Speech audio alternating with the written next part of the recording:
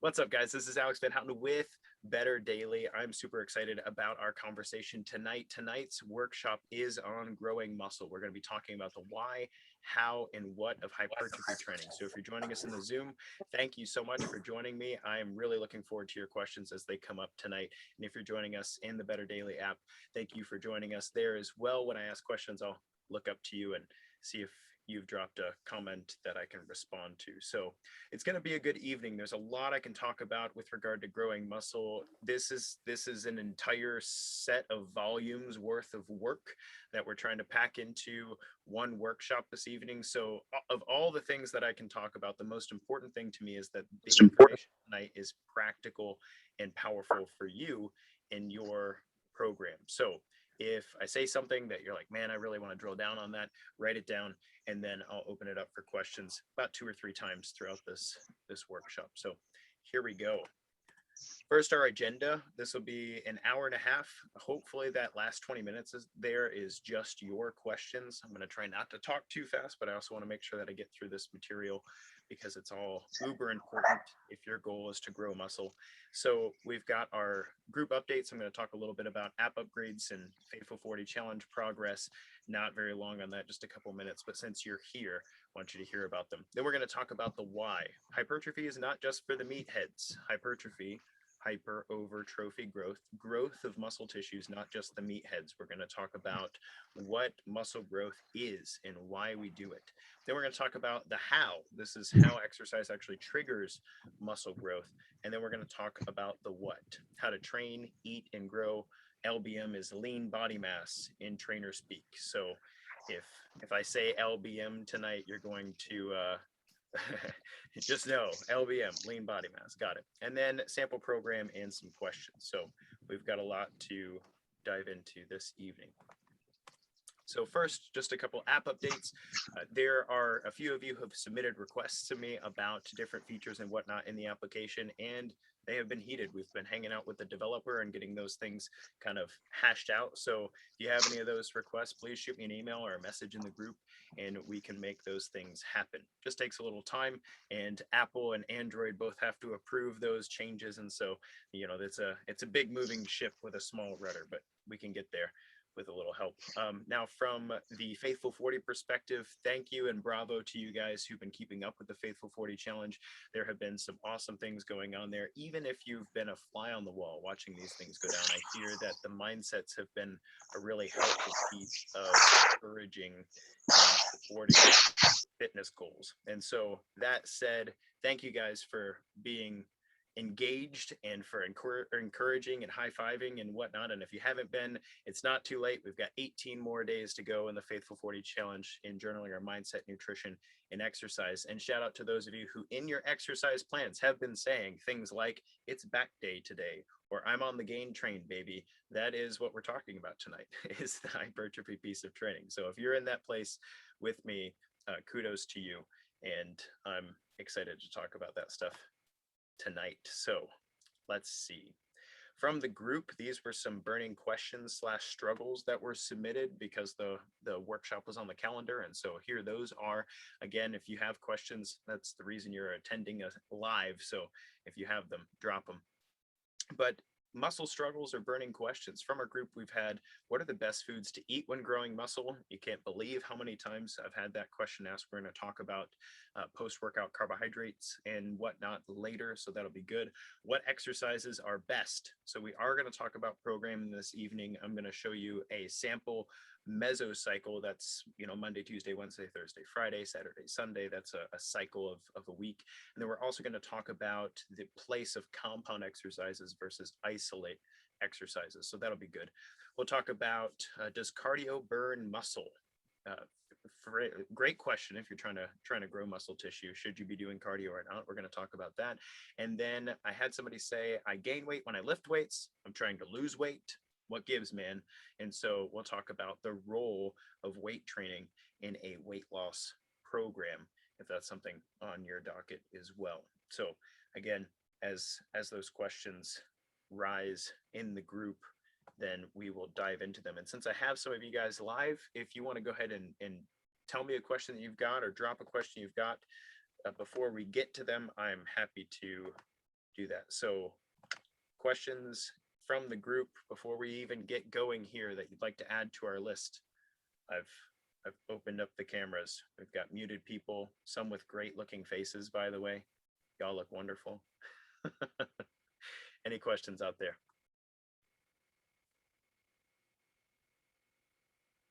No, pretty much covers it. We're thumbs up. If you got a camera on, thumbs up. Okay, cool. Love it. No questions thus far. Don't worry. We will get there. This is going to be great. So why grow muscle? You know, the why of muscle is actually really important to me because as a personal trainer of like 15 years now, is that how old I am? Yeah, 15 years. We're going on, this is my 15th year. So as a personal trainer, when I say, what are your goals? Most people's goals when they first come to a personal trainer is I would like to lose fat and or grow muscle. Like it's some combination of those things. Like that's how exercise is generally perceived in the world, and that's fine. You know, growing muscles, the topic of our conversation this evening. But it's interesting that the longer I work with a client, you know, when they start with that initial goal, the more benefits they see across the board when they lose fat and grow muscle. And so why grow muscle? Well, tonight we're going to talk about several of these things, but here are some highlights. And again, I'll come back to these at the end of the workshop just to re-highlight them. But muscle growth combats age-related sarcopenia. So if you're not familiar with sarcopenia, sarcopenia is just a really fancy way of saying as we get older, we lose muscle. And that has significant detrimental effects on the rest of our body that can destroy our joints and increase joint degradation over time because there's nothing to hold those things stable. That's something I particularly am interested in because with Ehlers-Danlos, my tendons and my ligaments, two of the three things that are supposed to hold my body together well, they don't do their job very well. And so my muscle has to make up for the job that they're doing. And every year we get older after our prime is another year that our body is going to shed a little bit more muscle on, you know, on a natural scale, unless you work hard to keep it around. So age-related sarcopenia is extremely important. If you are over, for men over age 22, for ladies over age 18, then this is something that you wrestle with, period. You will lose muscle if you don't work hard to grow it and maintain it. So age-related sarcopenia, big Y. Healthy metabolic activity. So we're going to talk a little bit about the role of growing muscle and weight loss, but healthy metabolic activity is an important aspect of growing muscle. Basically, a simple foundational reason: the more muscle you have, the higher your metabolic rate is, the more energy you will have to do things. Carbohydrate tolerance is another thing that kind of goes along with this healthy metabolic activity thing. The more muscle you have, the more insulin sensitive your body will be, the better ability your body has to respond to carbohydrate intake. I've said to my clients, and this is kind of oversimplified, but it makes the point: the more muscle you have, the less likely it is that the cupcakes you eat will end up on your love handles. Instead, they'll be used as fuel, right? If you're quadzilla, you've got some nice quads, you got some good looking hamstrings and stuff, you've worked them hard, those leg muscles are going to use the heck out of some carbohydrates. And so the carbohydrates you eat are more likely to actually be used as fuel rather than stored as fat. So carbohydrate tolerance, extremely important. And this is also something that goes to account in both type 1 and type 2 diabetes. Those who are not just insulin resistant, but perhaps have insulin dysregulation, more muscle tissue can be helpful on that front. And then we've got the, you know, kind of things, the athletic pieces: strength, power, agility, endurance. The more muscle you have, the more likely you'll be to be able to teach it to be strong, to be powerful, to be agile, to be endurable. If you lose your muscle tissue as you get older and you try to do some of these athletic things without the muscle available to do them well, then you're going to be in a rough spot. Now, that doesn't mean you have to be huge and built like a Belgian blue cow, which doesn't weight train, by the way. So Google Belgian blue and you'll see what the genetic effects on hypertrophy can be without weight training. But you don't have to be built like a Belgian blue in order to be powerful or agile, endurance or endurable or strong. But you do need to have at least a base level of muscle tissue in order to deal with the shock of gravity on your joints in your body. And then joint and bone degradation. I talked about this a little bit with regard to age-related sarcopenia. The more muscle tissue you have, the less likely it is that you're going to take the shock of gravity in your joints. So a good example would be the soleus. If you look at your lower leg, your calf muscle, you have your gastrocnemius and your soleus. Some people think of it, some people, my academy students used to call it the ice cream and the ice cream cone. So the ice cream scoop on the top, that's your gastrocnemius, two big bulging things on the top there. And then the ice cream cone under it, that's the soleus. If you don't have very much soleus muscle, then what's going to happen is the soleus can't do its job very well. And the soleus's job is to reduce the impact of gravity on your ankles and knees when you walk or run. So if you're walking or running and your soleus is poorly developed, then what happens over time is you end up with more damage to your ankles, your knees, your hips, your lower back, because you got crummy calves. So we need to fix that, right?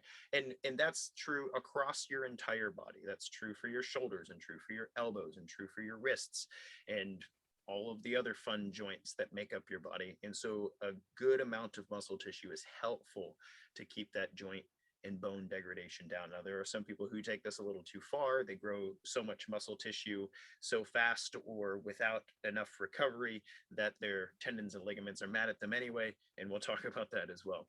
Pain management is also a piece of hypertrophy. So in studies, in clinical trials where they look at pain management, not just from a substance perspective to lower the feeling of pain, the subjective feeling of pain, but they add weight training so that muscle growth is a part of the pain management goal, then what happens is pain management is actually more easily achieved and longer lasting than just the substance piece. So, let's say you're taking a narcotic to reduce the amount of chronic pain that you experience. That's not as effective as if that narcotic was paired with weight training. And in many of those studies, they find that they can reduce those narcotics relatively fast in order to get the same amount of pain management because the muscles help to keep everything from moving like it's not supposed to.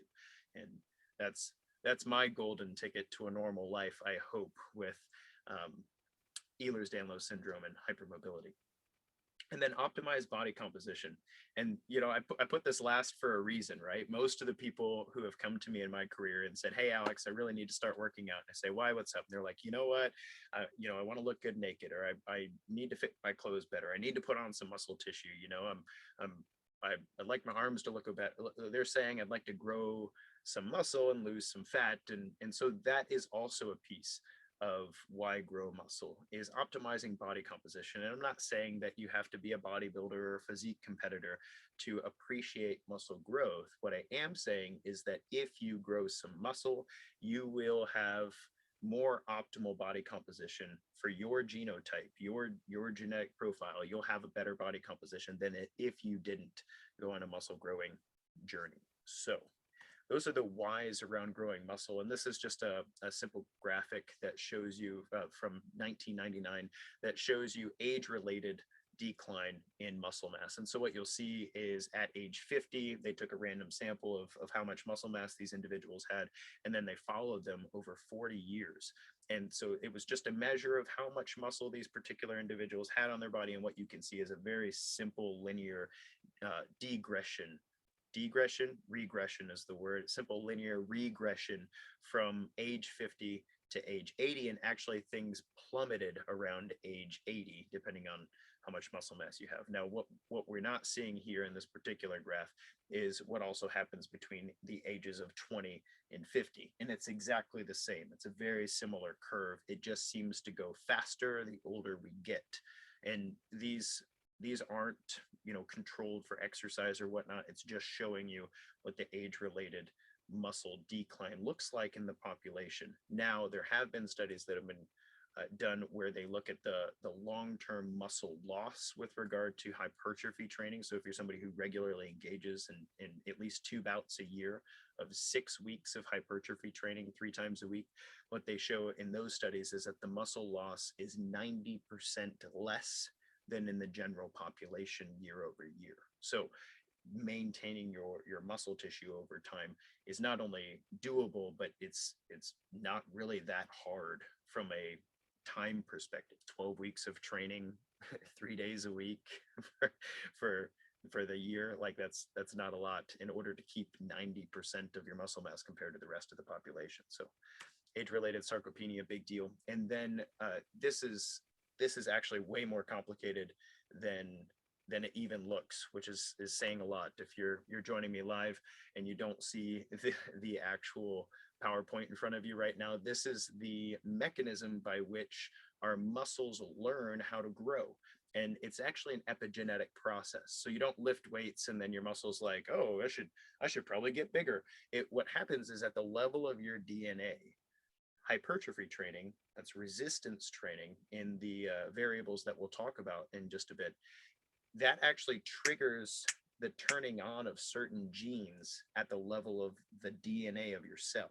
And so that methylation, that turning on of the switch, codes for the proteins required to grow the muscle tissue. And what's really interesting about coding for the growth of muscle tissue is that it actually sticks around after training. So if you do a 7-week cycle of hypertrophy, like these individuals in this particular study did, 7 subjects, 7 weeks of hypertrophy training, they methylated all those genes, right?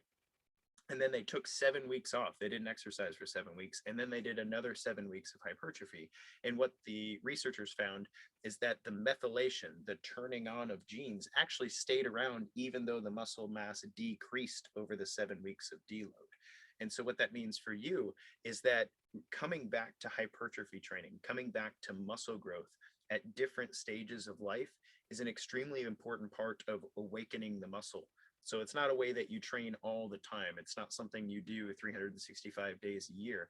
It's actually cycles of work that are specific and drilled down to and focused and concentrating on growing muscle tissue. And you'll see in the graph there on the right where it says loading and then reloading. Notice that loading, this is the actual weekly volume, how much they were able to handle with their body with good recovery and whatnot. The weekly volume when they started loading was lower than the weekly volume that they started when they reloaded. So they did 7 weeks of training, it took 7 weeks off, and then they did 7 more weeks of training. They didn't start at square one all over again. They started at a higher level and they actually achieved higher volumes and therefore higher levels of muscle growth in their second course of training. And so if you don't learn anything else from this, what I want you to think about is that the dividends of hypertrophy training continue to pay off into life even during times that you're not able to keep up with it. So that genotype, that turning on of the genes in your body, even if your muscles right now aren't being used for the particular kind of training that you're doing, or maybe you had to take a break, you had to get your joints a rest, maybe you had to take a vacation, whatever it is, even though the muscle shrinks a little bit, you don't look quite as, buff and gainy in the mirror as you're used to, that doesn't stop. When you pick up hypertrophy training again, your DNA is like, hey, we know how this rolls. And so your cell begins to, again, create the machinery. So the instruction booklet's there. You've already taught it that. And now you're just telling the muscle cell to maintain the machinery. This is my primary argument for those who have never worked with a trainer when they started exercising, that even if you can only do it, you can only afford to do it for like 6 weeks or something, do that. Learn how to exercise, at least to do that. Turn on all that genetic machinery and then cash in on that throughout life. Come back to it, do it regularly. Chances are you'll grow relatively quickly. It takes time to become conditioned and whatnot. But anyway, this is that piece. That's how is that weight training turns on particular genetic material that tells your body how to build itself stronger. And we'll talk about the what in a second. We'll get into the actual sets, reps, weight, time under tension, types of exercises, what to eat, whether or not cardio is a thing there. But I want to pause right here to field any questions, because I've said a lot of things about what weight training is and why we do it versus what some of the fitness industry is saying about why you should grow muscle, to offset your caloric deficit and all that stuff. There's a lot more to it than that.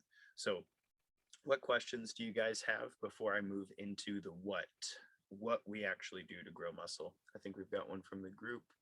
I'm not even sure what my genetic profile is. You know what? Even if you've done a genetic test with with a company, they the science is still evolving to be able to tell you what to do with that.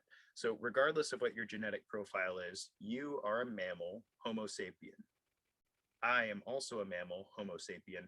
And even though there are very specific changes in there that might change the way you go about your weight training versus the way I go about my weight training, maybe how much time you should spend on it every day, or what kind of recovery period you need to have between things, that sort of thing, how well you're going to sleep, all of those little markers.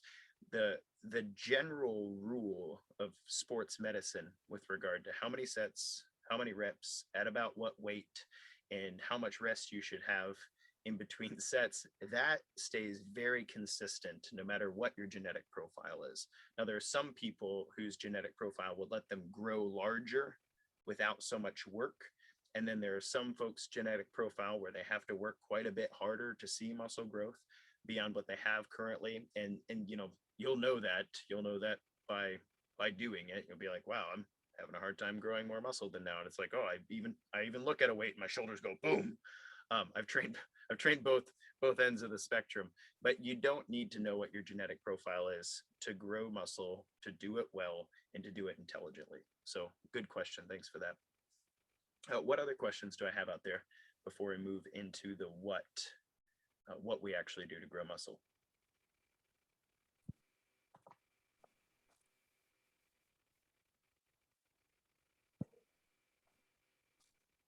Katie, I think I can see your mouth moving, but I can't hear your voice. I'm still having trouble with my phone. I'm There sorry. I hear you. Okay, good. As you know, hypertrophy to me is just comfort. Whenever I'm really stressed, it's just comfortable cycle to be in. I could live there. Yeah. What makes it so comforting to be in that? What is happening in my body or my brain that's making that so comforting?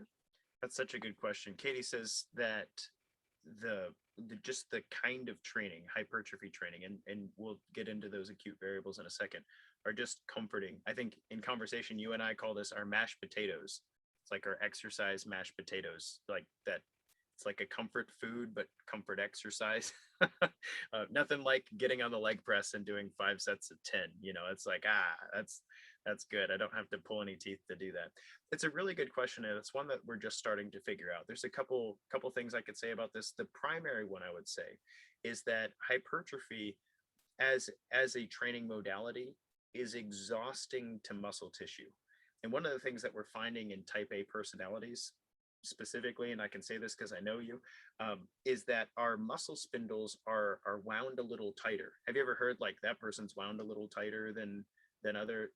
That's actually true at the level of the muscle spindle for type A personalities. And what I think is happening outside of the fact that, you know, psychologically, you can just walk into the gym and you can have 5 exercises and you can do 20 sets without having to think too hard about what you're going to do or how much weight you're going to do. Like, kind of takes the pressure off because it's a, you know, relatively simple program designed to follow. It can get complicated, but it's relatively simple. So it kind of removes that from bandwidth issue. But I think that the resultant parasympathetic relaxation, that is to say that we've worn the muscle out and now it can't be wound so tight. So it's like a full body massage afterward. And I know it's those of you who've had a massage, you're like, no, it's not at all like that, especially if you don't like hypertrophy. You're like, shut up. That's not a massage. But really though, the relaxation that you feel after a massage is very similar to those of us who appreciate hypertrophy training. We're type A personalities. We're already kind of tightly wound. And then we go lift weights hard enough that our muscles can't be tightly wound anymore. They're like, yeah, I'm good, thanks. that winding kind of relaxes a little bit. So it's a relatively simple program to follow. And I believe it results in a full body relaxation. Now, there's a few different things that happen from a neurochemistry perspective, like it lowers serotonin, or excuse me, lowers, come on, Alex, cortisol. And so the stress hormone cortisol that makes you feel kind of kind of stressed out, that actually lowers after hypertrophy training, and it's replaced by growth hormone. I don't think we're psychologically responding to that, but it is a beneficial aspect of it. It's like, hey, I'm burning off the stress hormone, and I'm telling my body that it needs to go into a state of recovery, and so you get a boost out of that. And then personally, I just find the rep range of hypertrophy to be just right. Like, in strength training, you do like 3 reps as hard as you can, maybe 5 reps, but you're really going for that as strong as I can. My neurons are going to be, petered out, but I'm not going to feel tired. And then I have to rest for 3 to 5 minutes. That's strength. That's strength training. On the other side of the spectrum, you've got like endurance training, which is like you're on rep 18, you're like, all right, only 20 more to go. I don't know about you guys, but that's just mentally exhausting. It's like, oh, why do I have to do 20 more reps? I mean, I'll do it. It's good for endurance. But hypertrophy is that nice sweet spot. You can feel muscle, excuse me. You can feel muscle failure. You can feel the burn. You can push through. You can move some weight. So I think for me, I just enjoy that. But I think there's the relaxation aspect too. So really good question. Does that answer it for you? I got a thumbs up. Cool. Any other questions out there?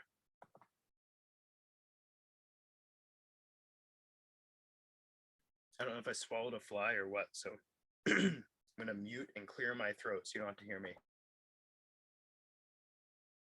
A little bit of protein for my hypertrophy there in bug form. You're welcome. All right, here we go. So I imagine we're going to get lots of questions on this front. So hang with me. This will be fun. Now, what you see in front of you is a very complicated looking table, and we're actually going to focus on the bottom, the purple circled portion. And there you'll see that on the left is time under tension. That's how long a set lasts in weight training. So let's say I told you to go do 12 push-ups. Time under tension is how long those 12 push-ups lasted, right? So your pectoral muscle is under tension while you're doing push-ups, at least if you're doing them right. If they're up here in your shoulder, your pectoral muscle is doing nothing. You're doing lots of shoulder there.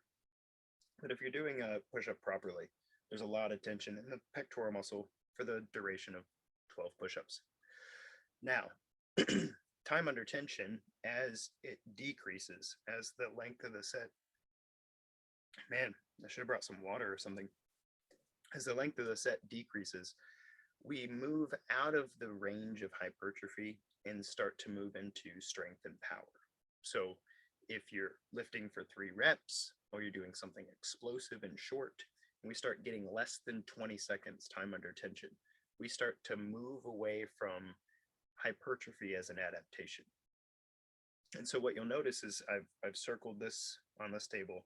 This purple portion is really what we're looking at. And I've got these simplified for you in a bit, but our rep range is about 5 to 12 repetitions.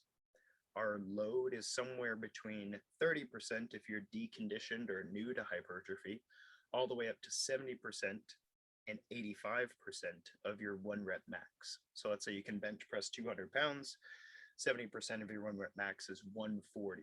That would be a hypertrophy load for that particular exercise. And then 85% would be that 170, right? And, same thing goes for whatever your max looks like.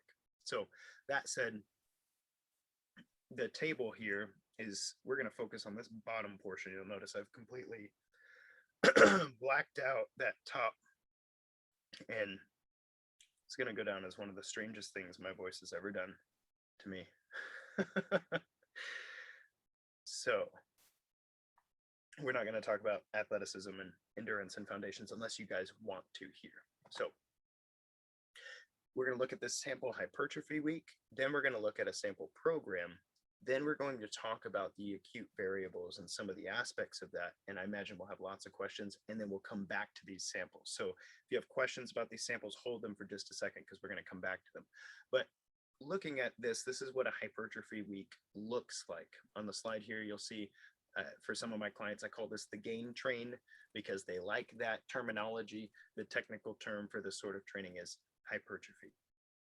So on Monday, they start with chest and buys, and it's cut off, so you can only see the first 3 there. And then we've got legs, and then we've got a high intensity cardio day and abs and shoulders. And then you can see strength for back and tries. You can see legs again. Then we have our long form cardio, and then we have our rest at the very end. So this is what a sample hypertrophy week looks like. And you can see 3 to 6 hours there, meaning that the total time duration of the training over this week, depending on the individual, is 3 to 6 hours. And I might use this same breakdown for somebody who's new to hypertrophy as I would for somebody who's old hat at hypertrophy. It's just that we would do a different duration of exercise. So some people can do 90 minutes of hypertrophy altogether, and some people only need 15 to 20 minutes of hypertrophy. And so that said, that's what a week can look like. And we'll talk about some of the aspects of that week in just a second. And then we've got a sample back day. So notice this is actually taken directly from that program you just saw. So this person will start out with a half-mile run or 5 minutes of cardio just to kind of warm up, like actually increase the temperature of the body and get some blood flow, get their mind right. And then they'll start out with some warm-up movements. These are activation exercises to get the muscles working well and to activate their core. So like a super bird dog, a Pilates roll-up. And then this particular exercise goes right into a weighted exercise, so weighted strict supinated chest to bar pull-ups. They do 4 sets of their max effort. So if they can do assisted pull-ups, they can't quite do the whole thing, then we want an assistance that'll let us get to 15. And then if they can do them unassisted to 10, then they'll do them unassisted. Then they move from the weighted chest to bar pull-up to deadlifts. Then they move to a machine row, and then they have a superset. See that G1, G2, that's single arm dumbbell row and dumbbell pullover. And then we've got banded triceps pull down and strict dip superset with cable crunch, and then a cool down. So that's what a sample back day looks like. Core activation, strength-based movements, supersets, accessory work, and then finishing with some core exhaustion. So hypertrophy 101, what do you do to train muscle growth? How do you grow these muscles? And you can see it reflected in the sample program that I just showed you. So acute variables, they really range widely on sets. So the sets are 2 to 10 sets. The more well-trained you are and the more intense you're going on volume, that's where sets go. I personally stay between 3 and 5 sets during most of my hypertrophy work. Every once in a while, I venture higher. And every once in a while, I have an exercise that my body doesn't like very much, but I'll do 2 sets of it to work that muscle that way. And then from a repetitions perspective, coming from the table again, 5 to 12 repetitions and a load to match, right? If 5 repetitions is pretty dang hard and you don't have a lot left in the tank, then that makes sense. That load makes sense. And the same thing for the 12 repetition side of things. If 12 repetitions is easy and you still have a lot more left in the tank, then your load's probably not heavy enough unless you're just babying some tendons and stuff. And then rest period for hypertrophy is 30 to 90 seconds. So in between sets, you're taking 30 to 90 seconds off, and that's usually correlated with how heavy you're lifting. The heavier you lift, the more rest you usually need. Compound movements in hypertrophy are more effective than isolation movements in hypertrophy, meaning that if I'm doing a squat, for instance, that's going to hit my quadriceps, my hamstrings, my glutes, my calves. It's a full body exercise. It requires several muscle groups to work together as a unit. Whereas a quad extension, that machine you sit on that you straighten your legs. It's called an isolation movement. And that generally results in less hypertrophy, less muscle growth, because you're targeting one muscle. Now, there's something to be said, and you can see it in the advanced programming down there about pre-exhaustion or forced reps. That's down there at the bottom under advanced programming, which means maybe on a squat day, you might go do some isolated quad extensions in order to wear out those quadriceps in a more controlled environment. So squats could result in injury if your quads are tired and you keep doing them, whereas quadricep extensions with relatively lighter weight gives you a lot more control over exhausting the quadricep muscle further. Then we talk about progressive overload in training. Really, that's one of the measures of that is called absolute volume. Progressive overload is really just a fancy way of saying every week you improve. You either add a little bit of weight, you add a few reps, you add another set, and that's something that you can measure from an improvement perspective. There's a number called absolute volume in hypertrophy, which is just a way that you can track by the numbers your progress over time. So week 1 of deadlifting, let's say you do 150 pounds, 3 sets, 10 repetitions. Well, you multiply all those 3 numbers together and you get a number 4,500. Not sure what to call the units there, sets times reps times load. we just do the number, and we call it absolute volume in hypertrophy training. So in week 2, you do 175, so you increase the weight a bit, but you keep the sets and reps the same. You'll notice that's 5,250, or a 16% increase in the absolute volume of your training. That's a sign of progressive overload, is the ability to be able to go up like that. And then week 4, you can see we've increased the weight and sets, but decreased the reps. And we've still ended up with a higher number than week 2. And then in week 6, we've increased the weight, the sets, and decreased the reps even further, so that we're doing 225 pounds for 5 sets, 6 repetitions, but we end up at 6,750 of work. Now, the question is, what muscles are we growing with a deadlift like that? And the answer is your deadlift works your lats, your deadlift works your glutes, your deadlift works your hamstrings, your deadlift works your calves, your deadlift works your core. So there's a lot of things going on in a deadlift, and this absolute volume number is a really good way to track how those muscles are progressing given the volume. So you can increase, you'll notice you can increase absolute volume with reps, sets, or load, change any of those, changing one variable at a time, unless you're well-trained or under some coaching supervision. You'll notice that load is a more advanced progression than reps or sets. Most people can add a set or add a couple reps week over week without, requiring a lot of supervision, or without, making their body too angry. Load is another thing altogether. Intensity, requires more of our joints usually. So going up in weight is usually more difficult on the body, not necessarily better for muscle growth, but more difficult on the body than going up in sets or repetitions. Then we come to time under tension, and I'll take questions at the end of the slide here. Time under tension, the set duration matters. You can increase your set duration from something like 15 seconds over a 4-week cycle to 30 seconds, which is a powerful indication of adaptation there. That would mean like slowing down the movement. So let's say in week 1, you did, just normal bench presses with a weight. If you slowed down the movement for a 6 count, but did the same number of reps and sets, what you would notice is that your absolute volume wouldn't increase week over week. The sets, the reps, the weight, they're all the same. So the absolute volume stays the same. But one of the ways that you can improve or progressively overload your muscles to tell them to grow, to create those epigenetic adaptations, that is time under tension. You can slow down the movement at the same weight week over week, increase the time under tension, and require your muscles to work hard there. Keep the concentric explosive. So you go slow, 6, 5, 4, 3, 2, 1, boom, 6, 5, 4. That's more effective than trying to go slow on the way up and fast on the way down.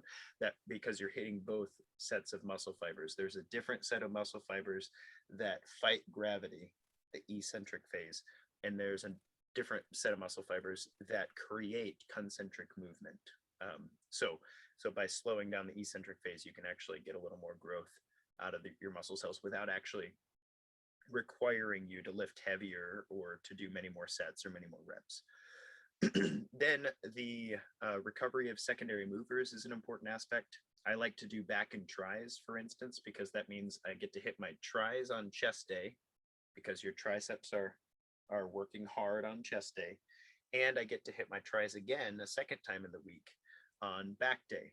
But that means you can't put your chest and your back day side by side, because your poor triceps are smoked and they're not getting to rest, and you'll end up with elbow injuries or shoulder injuries, and that's not very good. So I noted here, biceps are helping in a pull-up. So when you do a pull-up, your lats are working, your rhomboids are working, your lower traps are working, that's great.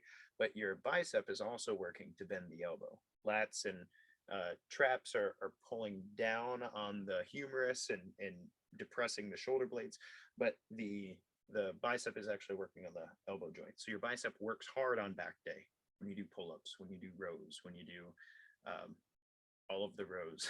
It's so many rows.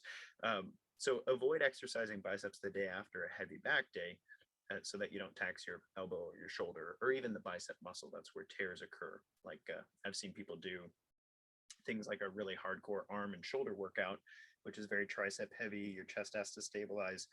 And then they do chest the next day. Bad juju. You're going to hurt a pectoral muscle that way. And then there's a lot of advanced programming. And this is one of the reasons that training as a job exists, because this can get very complicated. It doesn't have to be, but it can be. Supersets, giant sets, pyramids, forced reps, pre-exhaustion, and more. And I'm willing to take any questions that are relevant to you there. So I'm going to pause here. That was a lot of information about what. We'll get to nutrition and cardio in a second. We're doing good on time here, so I'm going to pause and fire away. What questions are out there, either in the app or live here in Zoom, that you want me to field about hypertrophy training and how to form your workouts around this?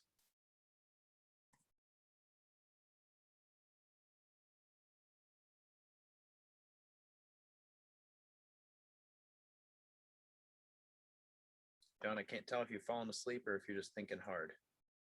Looks like Robin joined us. What's up, man? Good to see you.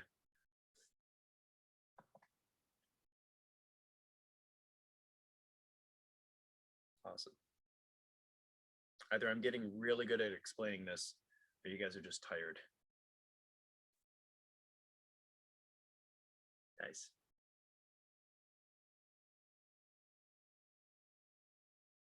So, all right. Speak now or forever hold your peace.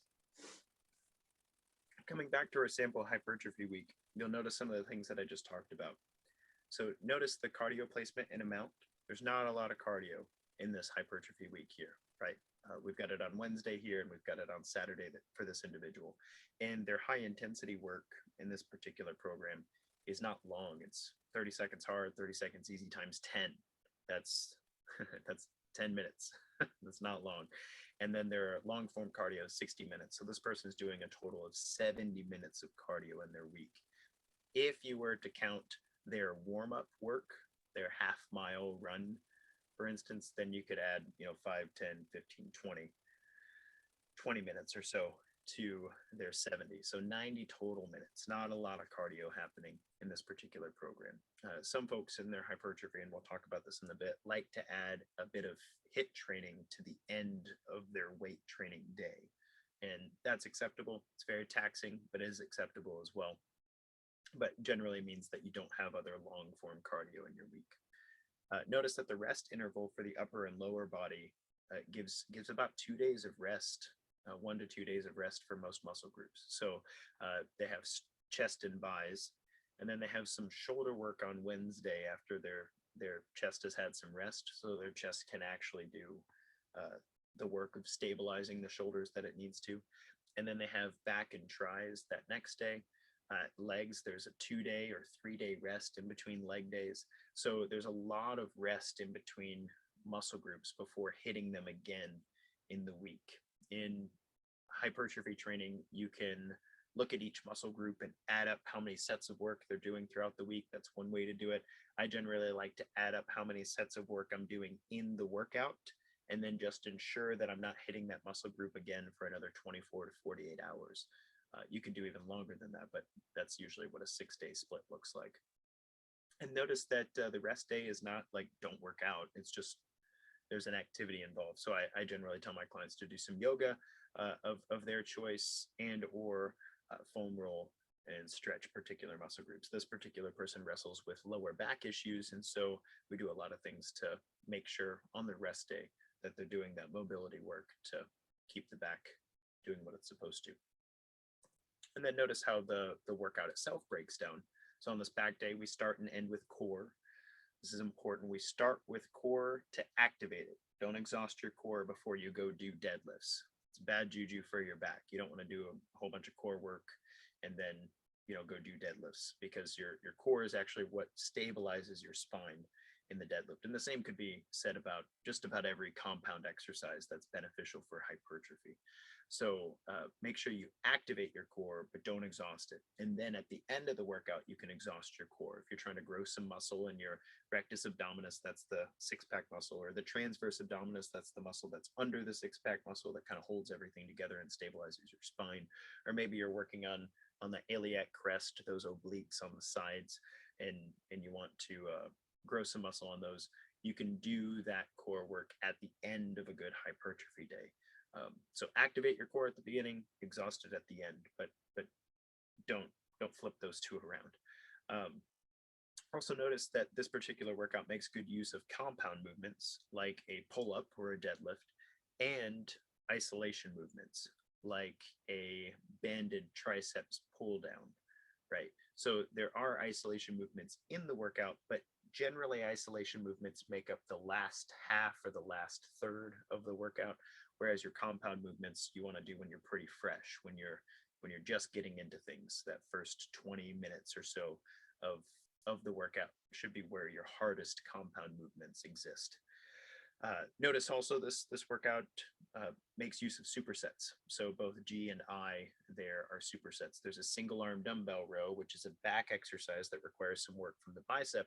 And then there's the dumbbell pullover, which is a back exercise, lower trap specific, that requires some work from the triceps. So single arm dumbbell row wears out the biceps in the back.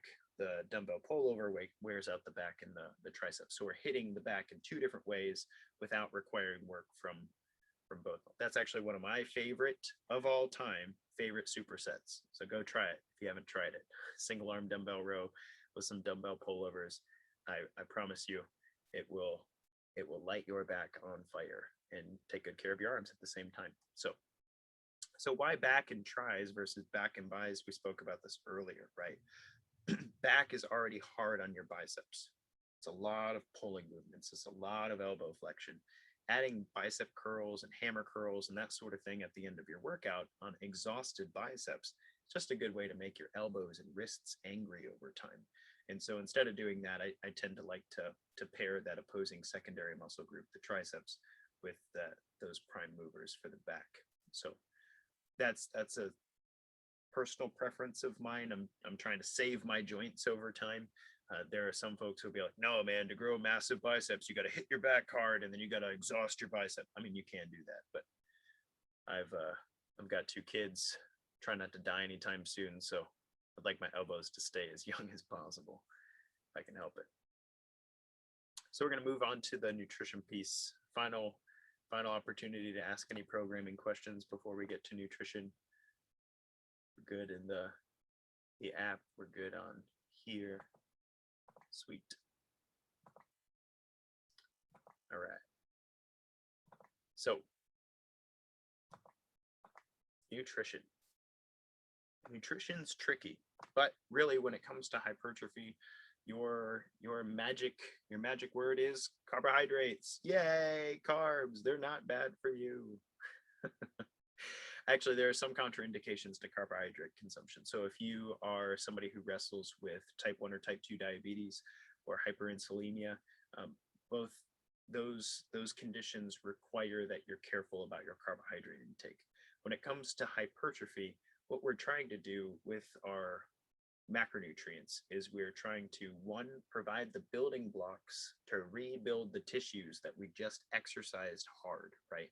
And in hypertrophy, the adaptive response, the growth of muscle tissue from the changing of those genetic markers, that's actually an inflammatory response, very similar to recovering from an illness. You can almost think of hypertrophy training as making your muscles sick for a short period of time to grow them back stronger. It's not that, but it's not a bad way to think about it. And that process requires a ridiculous amount of energy. Requires a ridiculous amount of energy. And the reason I say carbohydrates is because carbohydrates are a short-term fuel source. In carbohydrate molecules, we have oxygen packed right into the molecule. We don't have to provide it. We don't have to breathe it. It's just right there. And so in hypertrophy training, both during exercise and after exercise, our body requires quite a few more carbohydrates than it usually does in order both to fuel the training, which are those short, relatively short. You're not running 3 miles, man. You're doing 3 sets of 10. Like that's a short duration activity, high intensity. You're asking a lot of work for the muscles, and then you're asking them to rest for a short period of time, rebuild their ATP stores, and then do it again, right? So that requires carbohydrates. Now, I'm not saying you can't grow muscle without carbohydrates. What I am saying is that the process generally requires carbohydrates. So you can grow and maintain muscle tissue, but not quite to the degree that you could without carbohydrates. It's just carbohydrates, man. So you'll notice, I have the training phases there on the left: stabilization, endurance. That's generally where I start folks when I start training with them. I have to teach their body to move well together. I have to teach their muscles to be endurable. And then we move up the ladder toward power and athleticism, right? The lower intensity phases of training, the more endurance focused phases of training, that generally is a higher fat phase of training, meaning that in terms of your total caloric intake, fat makes up a higher percentage of your total calories in. So about 20 to 30% of your calories coming from proteins in a day. That's, depending on the human being, I generally hang out around 150 grams of protein. That would be a decent amount for me. That's 20 to 30% of my total intake. And then fats will make up about 30 to 50% of your total intake. And then carbs making up 10 to 20% of your total intake. Remember, this is for an individual beginning their training program. And that's because from a carbohydrate perspective, they're not very good at using them yet. Their body depends on them because they're bad at moving oxygen. That's why you crave carbohydrates when you're deconditioned or in a poor state of recovery. However, after we teach their body how to use carbohydrates and how to move oxygen, then increasing the amount of carbohydrates in their diet won't result in fat gain. And that's why you see up the ladder, as intensity grows, then the fat percentage of your total caloric intake usually decreases and the carbohydrate intake usually increases. So the closer we get to things like hypertrophy, strength, power, you'll see I circled RMR growth. That's resting metabolic rate growth. That's called anabolism. That's building of the body rather than the breaking down. That's catabolism. Then you find yourself in a place where you require more carbohydrates to do a good job by that process. So we've probably all had the experience, if you've done any hypertrophy training, what it feels like to do it when you're fed versus when you're not fed. Let's say you didn't eat anything all night long, and then you woke up at 5 a.m. and then you went and did a hypertrophy workout. You're going to get very different performance out of yourself at 5 a.m. with nothing in your gut and your glycogen stores burnt out from overnight, unless you had just a giant meal the night before, than if you worked out at, let's say, 7 after having a bowl of oatmeal and, I don't know, an egg or two. You're going to have a different performance out of yourself. Why? Well, the high intensity exercise requires the glycogen. It requires the carbohydrates that you're breaking down from your oatmeal there. And similarly, those of you who can work out around 3 p.m. or 4 p.m. after work, maybe 5 p.m., you find that if you haven't eaten anything all day, your workouts are terrible. Why? Well, from a hypertrophy perspective, you can do an endurance workout, you can do some cardio in an empty stomach, and it won't be a problem, or in a glycogen depleted state. But you're going to have a hard time if you're not consuming enough carbohydrates there. And then post-workout carbohydrates are important because insulin is the most anabolic hormone in the body. So boosting your insulin right after an exercise bout and replenishing your glycogen stores makes that recovery process happen faster and happen more intensely. You will grow more muscle if you have some post-workout carbohydrates, which is why Coach Alex often says you can have your carrot cake, but just make sure you have it on leg day. And the idea being that if you're going to eat carrot cake, you're going to have a bunch of simple carbohydrates, then it's best done after you tax your muscle tissue, you burn through your glycogen stores, and your body's in a state of recovery, and it's going to make great use of those carbohydrates. And this is a study done in the Journal of Applied Physiology. And what they showed is that the actual glycogen concentration and the requisite muscle growth was greater for those who consumed the low glycemic carbohydrates after their workout versus that 24-hour period post-workout. And so what that means is if you are going to have your carrot cake, you can help yourself out by doing that on days where you're doing heavy hypertrophy training. For me, that's back or leg day. And you can do some fun life planning around that. Like, I have a date night with my wife. How do I make that work really well with my training program? Because, I mean, do you really want to be the guy ordering chicken breast? I mean, you can. That's fine if you want to. But I like to order things that I can't make myself. So I don't like to put too many parameters on the whole eating out for celebratory reasons. And so it's a great, and my wife does the same thing. Like we'll go hit leg day together, or we'll go do back day or something like that, and make sure that we're in a great state of recovery. And this is why over the holiday time frame, I generally tell people do hypertrophy over the holidays. So great Thanksgiving and Christmas phase of training, because you're just going to make some great use out of those carbohydrates. And so that leads us to cardio. I mean, we can talk a lot about nutrition here. I actually put in my key points. I talked a bit about supplements. I could do an entire workshop on ergogenic aids and recovery. So that said, I want to open up the floor here for any questions about nutrition related to hypertrophy, since I've talked about macros and post-workout carbohydrates and whatnot. Opening up the floor. Have you fallen asleep on me yet? Robin says no. He says thumbs up. Got this. I'm awake. Rocking and roll. I can't see James's or Jared's face, but I'm sure they're with us, doing wonderful things. Those in the app are telling me they're not asleep. Good. You're just jazzed up to go lift some weights now, right? After this, you're just gonna go pick up just whatever you can find, any heavy things you can find, and I'm turning on the genes that grow my muscles. I'm becoming more carbohydrate sensitive. I'm fighting age-related sarcopenia. Nobody else is gonna say. I'm not gonna lift weights this late at night. I won't sleep well, but I will tomorrow, and I will be thinking those things. So, cardiovascular exercise. So there's a myth floating around in the bodybuilding and physique community that cardiovascular exercise burns muscle tissue. That is not true. I'm here to tell you that is not true. If you go for a run, or if you go for a hike, or you go for a walk, you're not burning muscle tissue. What burns muscle tissue? Twofold. One, if you do too much of it in a week, when you're doing hypertrophy training, then you're kind of shooting yourself in the foot. Remember, I'll actually go all the way back. You see here where we're talking about, well, it's way back here on this table here, where the work at the bottom, low load, exhaustive, muscle hypertrophy, strength, endurance training is actually even lower than that. It's at the opposite end of the spectrum of strength and hypertrophy training.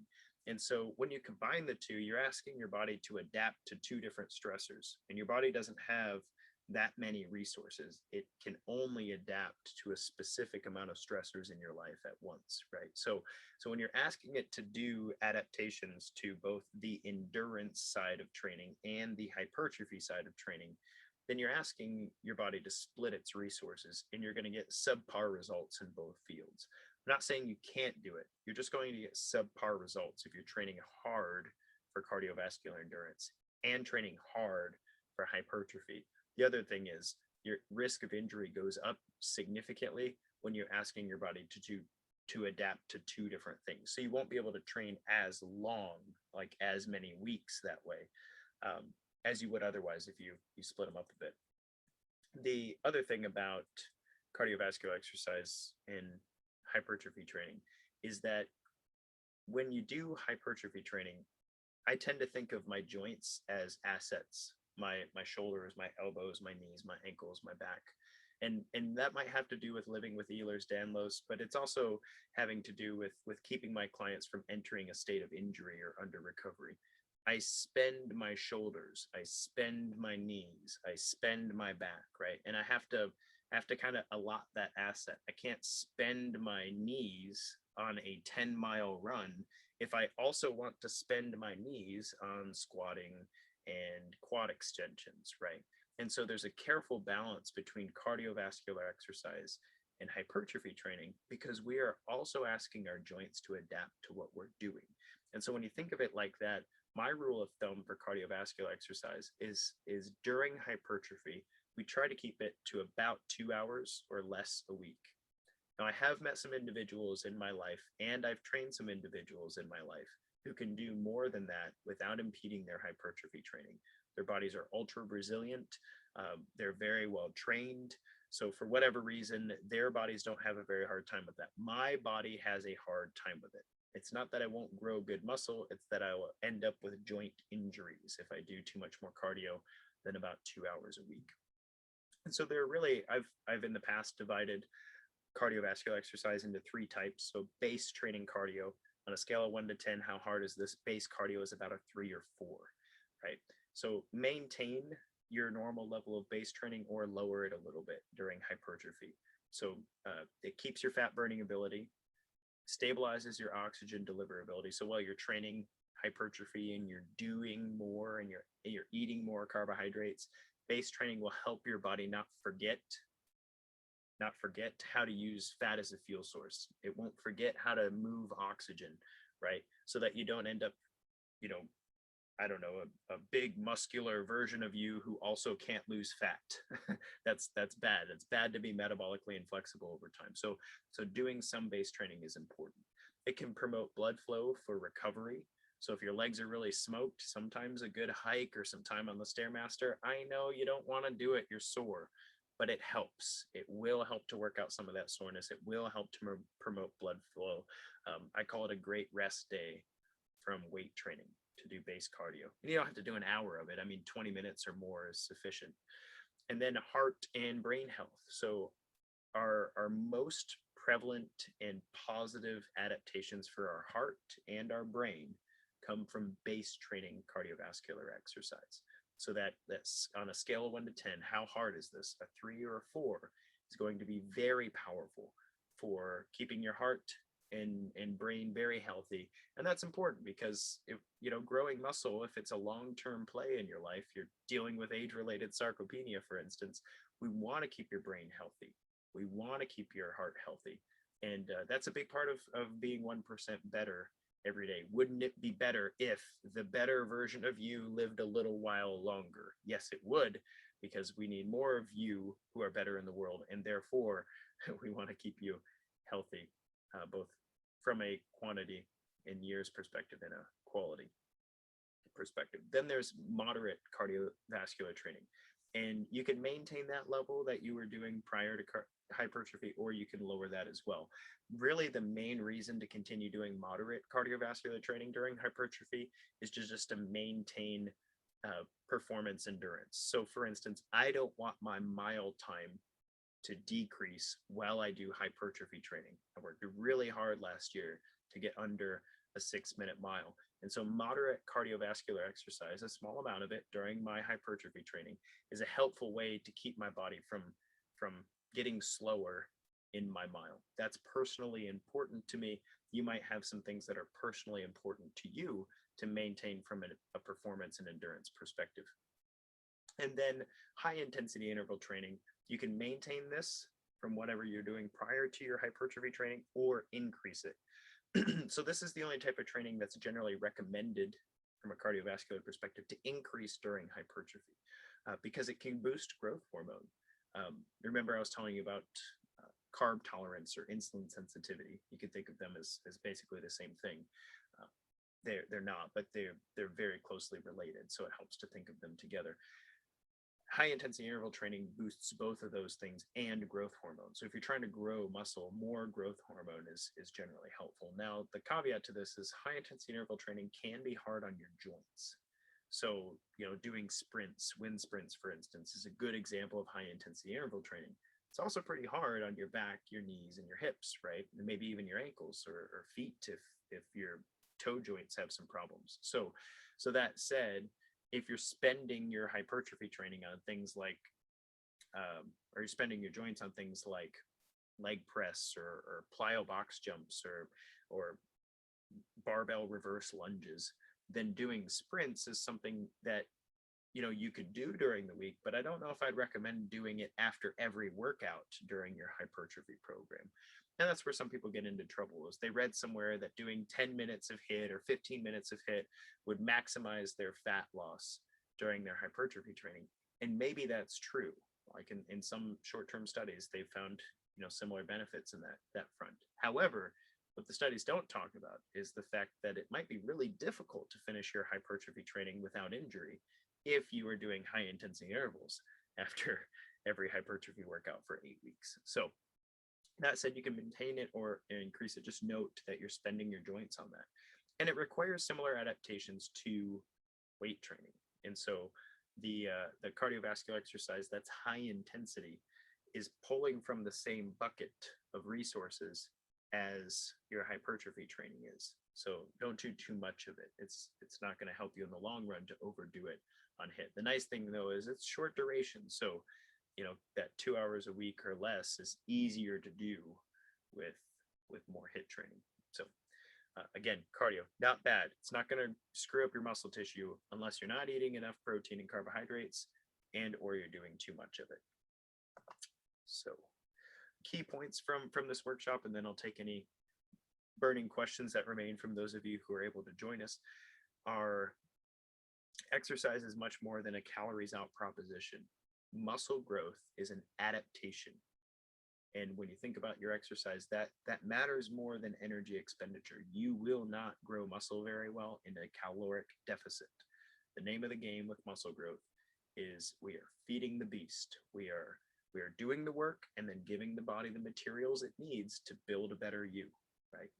Muscle growth is an important key to unlocking healthy metabolism, improving and maintaining carbohydrate tolerance, insulin sensitivity, preventing joint and bone degradation and injury, and promoting optimal body composition. All of those things are packed into the muscle growth phase of training, as we talked about in our different examples of what that looks like.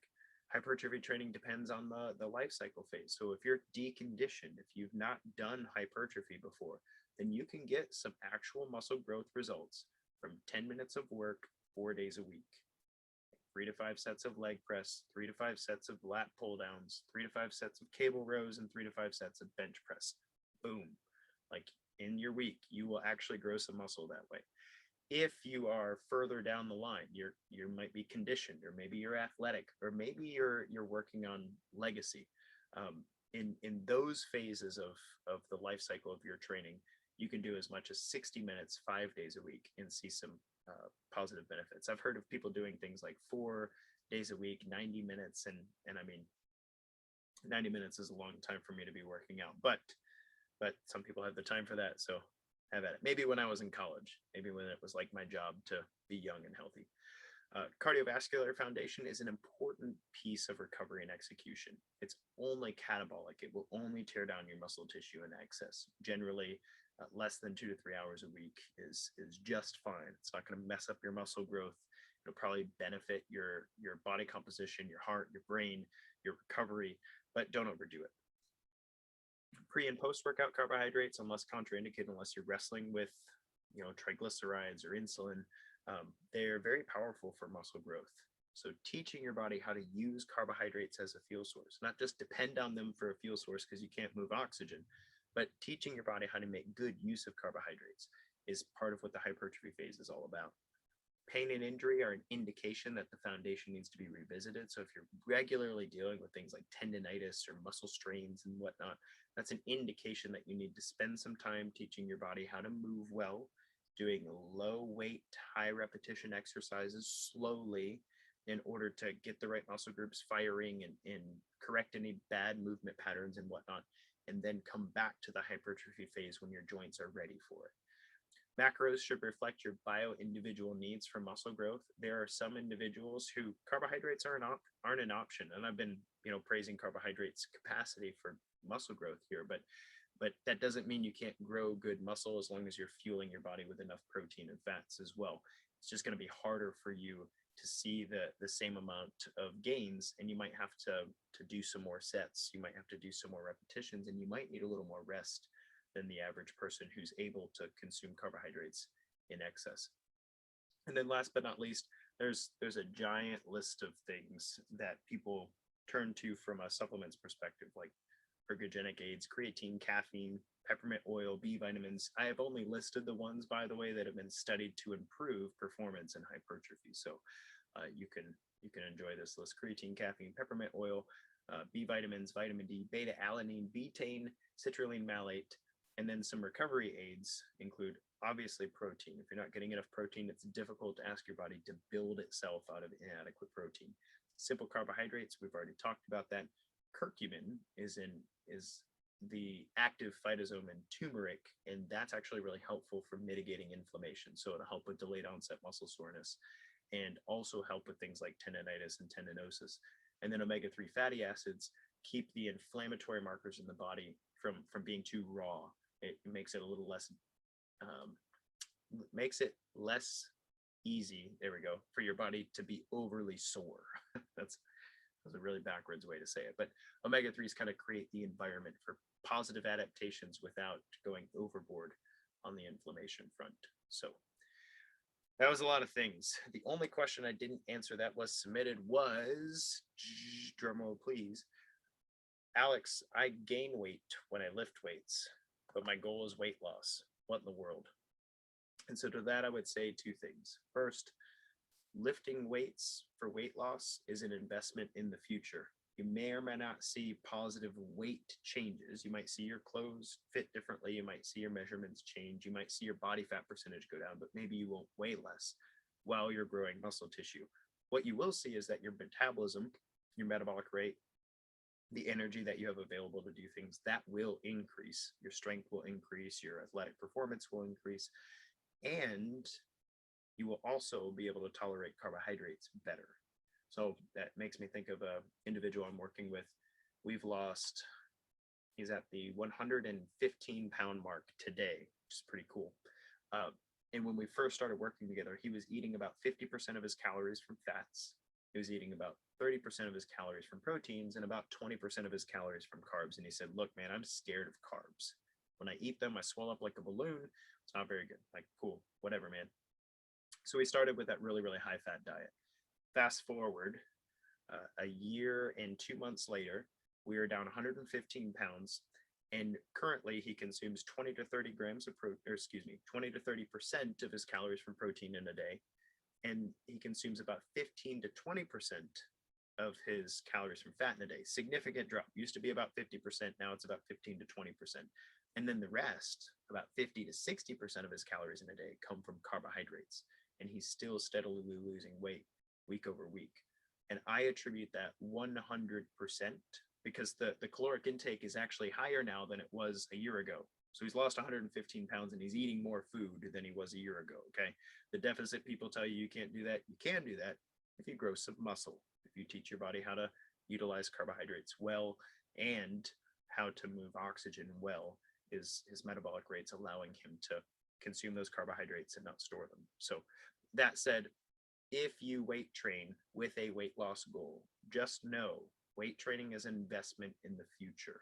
You're not going to see a lot of weight loss in those 4 to 8 weeks that you're growing muscle, but it will benefit your weight loss journey on the back end. So grow some muscle, be smart about it. Don't go crazy with the carrot cake. And then after your hypertrophy phase, cash in on that increased metabolic rate, do some athleticism, do some endurance training, reduce the amount of carbohydrates that you're eating, and watch what happens to your body as a result of that work. So great question. I hope that helps. Now, that was a lot, guys. You hung with me well. We have 12 minutes technically. So if you have some burning questions you want to drop, bring them. Let's do it. What haven't we talked about tonight that's on your mind?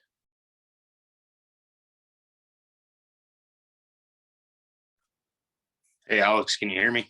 What's up, Jared? How are you? Good.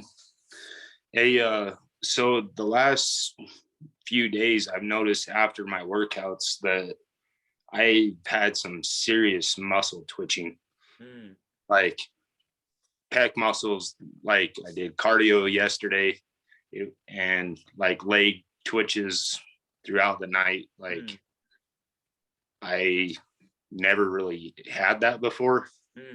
And I think that kind of goes along with this workshop, but I don't know what it's causing it.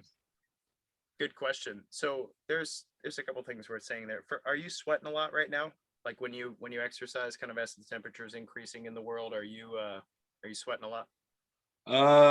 Not really. Okay, good to know. Maybe a little bit more because it is a little bit warmer, but not extensive. Good question. So the two things I generally go to are one, as we create new muscle tissue, we are creating new nervous system connections as well. So when the nervous system is growing and doing its thing, the process is twitchy. I don't know if anybody else had this, but when I was growing, when I was an adolescent, I was 13, 14 years old. I was 4'11". Okay, I was a tiny dude. I'm not a really huge dude now, but I'm 5'9". I earned that almost foot. Dang it. But that said, when I went through that growth process that took about 3 years, my muscles were twitching all the time, man. They were going crazy. Why? Well, my muscles were growing and my nerves were growing as well to teach my muscles what to do with themselves, right? So that process itself can be kind of twitchy. As I know your program pretty intimately, and I know that this is the first major experience with hypertrophy and athleticism that you've been through. So that's a possibility that you're kind of going through that growth phase. I'd be concerned if you get any cramps that don't let go. Twitching's one thing. It's kind of annoying, but a cramp that won't let go, that's an indication of the second thing, which would be an electrolyte deficiency usually. So potassium and magnesium specifically. And so magnesium supplementation is important, but also the electrolyte side of things. So if you're eating really clean means you're probably not doing a lot with seasonings, or nobody's adding a bunch of salt to your stuff. If you're exercising regularly, you're getting that sweat on, especially as the temperature increases, making sure you get enough electrolytes is going to be important. So the twitching could be an indication of good growth, but just to err on the side of caution, I would make sure that you address the electrolyte issue. And it could be as simple as getting just some salt with potassium in it, or some electrolyte tablets. Okay. Good question, and man. When you were talking earlier about they were like craving the heavy workouts, and I'm the opposite. Like the athleticism phase that we've been in, I crave that more than anything. And I just find it's interesting, everybody's perspective on it is when we go into that. Like I look more forward to that. I tend to think of it as a difference in stress. So some people have like a monumental of stress in their mind, and some folks carry a monumental amount of stress in their body. I don't have any science to back me up here on this differentiation. This is just what I've noticed in working with clientele. And so when we have a lot of mind stress, we have a lot of mental anxiety. The actual physical movement of cardiovascular exercise, lots of reps, lightweight, sometimes running, I don't know, throw a ruck on and run up a hill, like that actually activates the basal nucleus of the brain rather than the amygdala.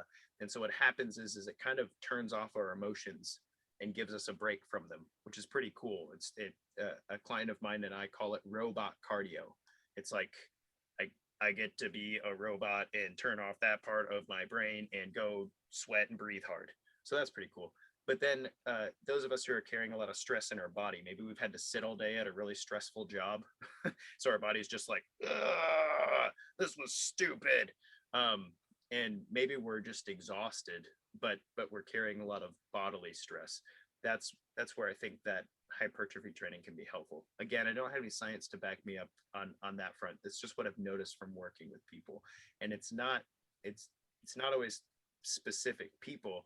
It could be specific stages in life, things that we're wrestling with in life. There are times where a good run does it for me, and there are also times when lifting a heavy deadlift does it for me. And by does it, I mean calms down the demon, whatever you want to call it. Makes me a better human, so I don't snap at my kids. But it's a really good observation, though. I'm glad to hear that whether you enjoy the weight training aspect of things or the sweating and breathing hard aspect of things, that you've got one of them in your life to do the job. Yeah. It was a good workshop. Good, man. Thanks for joining us. James, do you have any questions, man? You put off the stripers just to hang out with us. I want to make sure I answer anything on your boat.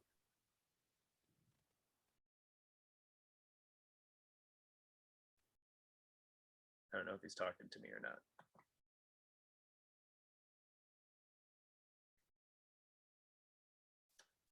We're about to lose Katie. It's past her bedtime. She's going down hard after all her hypertrophy today.